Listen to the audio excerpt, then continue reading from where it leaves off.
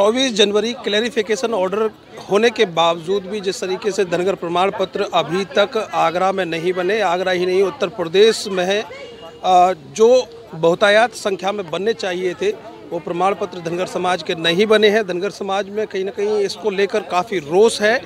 2 मार्च को आगरा तहसील और जिला कलेक्ट्रेट का घेराव धनगर समाज करने जा रहा है।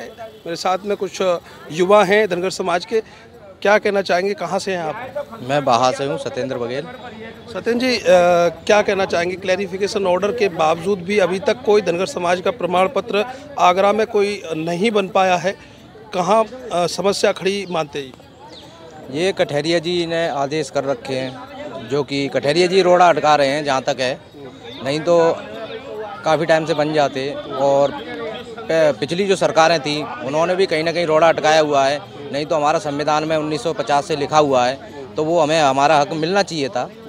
जो कि कहीं ना कहीं जो सरकारें हैं जितनी भी आ रही हैं, जो भी है कांग्रेस बीजेपी जो भी सरकार है, पर कहीं ना कहीं हमारे रोड़ा अटका रही है।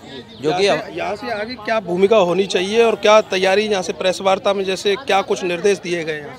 यहाँ से हम आंदोलन करेंगे, गांव-गांव जाके लोगों को इकट्ठा करेंगे, एक जगह हम जाके आंदोलन करेंगे। सर्टिफिकेट अगर नहीं बनते हैं तो हम आंदोलन करेंगे, प्रशासन के खिलाफ हम आवाज़ उठाएंगे।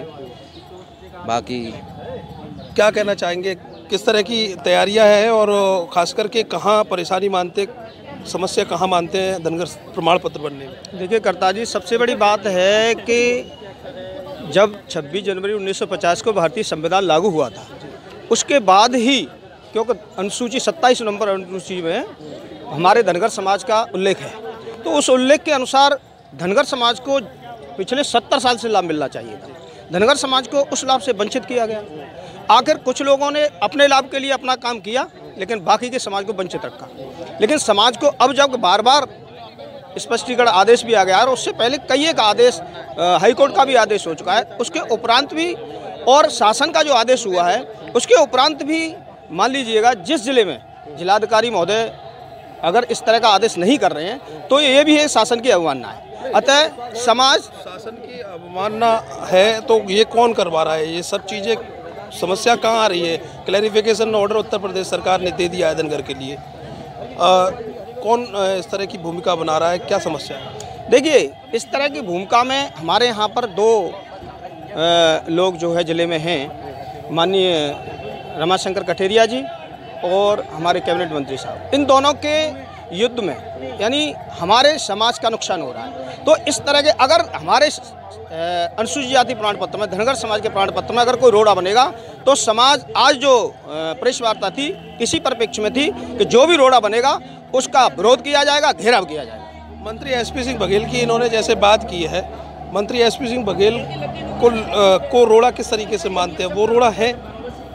नहीं, मंत्री बघेल, एसपी सिंह बघेल तो मेरे हिसाब से रोड़ा नहीं होना चाहिए, क्योंकि उन्होंने तो पास करवाया था जहाँ तक है वहाँ तक, ठीक है। रोड़ा तो पहले से भी लगा हुआ आ रहा है, पहले से भी कोई न जो भी आयोग का बैठा होता है वो भी लगाए हुए बैठा है, और आगे कठेरिया जी बैठे हैं वो भी रोड़ा ही लगा रहे हैं जी। कहीं ना कहीं जो सर्टिफिकेट कई जगह उत्तर प्रदेश में कई ज़िलों में सर्टिफिकेट बनना शुरू हुए, लेकिन एक आयोग के लेटर पहुंचने से, क्योंकि क्लैरिफिकेशन ऑर्डर जब कोई व्यक्ति सर्टिफिकेट बनवाने जाता है तो वो क्लैरिफिकेशन ऑर्डर भी दिखाता है अधिकारी को, लेकिन वहाँ आयोग का लेटर और पहुंच जाता है तो अधिकारी पसोपेश में पड़ जाता है। तो यहाँ मंत्री बघेल ने जो प्रेस वार्ता की क्लैरिफिकेशन ऑर्डर को लेकर की, वो आपके हित को साधने के लिए की, लेकिन जो आयोग का लेटर है वो आपके लिए मुख्य समस्या खड़ी कर देता है, प्रमाण पत्र नहीं बनने देता है। तो यहाँ मंत्री बघेल का रोल कैसा मानते हैं? देखिए, अगर कैबिनेट मंत्री बघेल साहब ने अगर जो है ये स्पष्टीकरण आदेश करवाया है तो ये समाज के लिए बहुत अच्छी बात है, लेकिन अगर कठेरिया जी उसमें अपना आयोग का लेटर भिजवा रहे हैं तो ये समाज के विरुद्ध है। और जो चाहे वो कोई भी हो, अगर हमारे धनगर समाज के विरुद्ध जो भी काम करेगा हम उसका विरोध करेंगे, घेराव करेंगे। अगर अगले आने वाले चुनाव में हम उसको संसद तक नहीं पहुंचने देंगे। धनगर और धनगढ़ 4 जिलों में इन्होंने सर्वे कराया, धनगर रहते हैं या धनगढ़ रहते हैं। एक जिले का जो शोध अधिकारी है उसने कहा कि यहाँ धनगर नहीं रहते हैं, तो ये सर्वे कराना जरूरी था? नहीं, देखिए, ये सर्टिफिकेटों को जारी न कराने के उद्देश्य से सर्वे कराया गया था। नहीं, इसमें फिर मंत्री बघेल कहाँ रोड़ा है? नहीं, हम आयोग को इसमें रोड़ा मानते हैं और आयोग को इसमें रोड़ा मानते हैं और आयोग के अध्यक्ष इस समय रमाशंकर कठेरिया जी हैं। उनको ऐसा नहीं करना चाहिए। मैं तो ये कह रहा हूँ, उनको इस तरह का, अगर हमारे समाज के प्रति इस तरह का वो भाव रखते हैं तो समाज उनका पुरजोर विरोध करेगा। कहाँ से हैं आप? बहा।